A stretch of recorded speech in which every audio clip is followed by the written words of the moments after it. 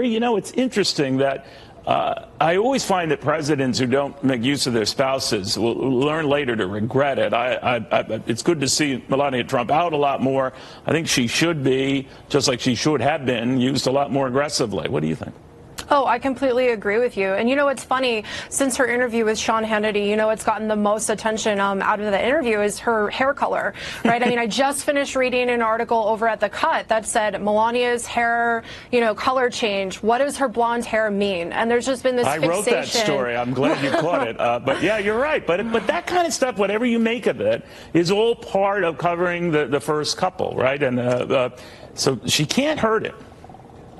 Well, I just think that the reason why she does get a lot of critical attention from the media is because she exposes them for what they are, which is a bunch of sexist bigots who will cover you in such a way that is extremely sexist and bigoted if you are not ultra liberal, not ultra feminist, not ultra, you know, fall in line with everything that they say and have to tell you. So, I mean, she's pointed that out in her interview with Sean Hannity last night, and then kind of got poo-pooed over at CNN, and also got a ton of fixation over her hair color. And I just think that, you know, she should double down and she should continue to critique them and should continue to do this, because I think that this is a message that resonates with the American people. I think that they too see the media coverage of her, see that, you know, a lot of the members of the media do treat her in a really sexist manner, blaming her for every single thing that her husband does that they don't like, which is incredibly sexist, by the way.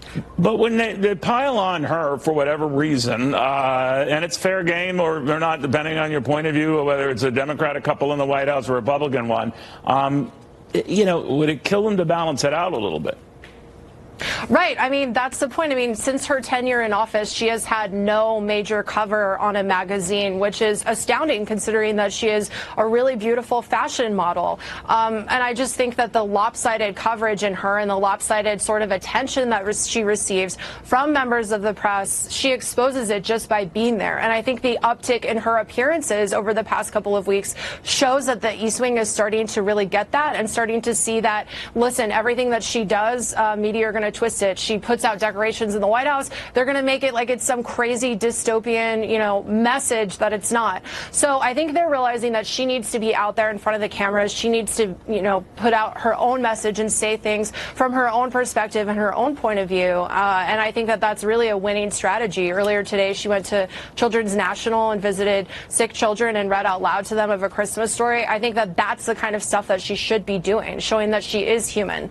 Well, I don't think balance hurts anyone. Cover the good and the bad. If you're going to go after other things, but just go. There's a lot else you can get into here. I always argue, you know, we have 3 news networks, 3 business networks. We have lots of time to get into all of it, but sometimes it's all one way, you know? Yes. All right, Bree, thank you. Agree. So I like your hair color, by the way. It's very nice. Thank you. Yeah, please. Yes, I recently chopped it all off. So. Yeah, I'm the same way. All right, thank you. You're right about the media fixation on stuff like that.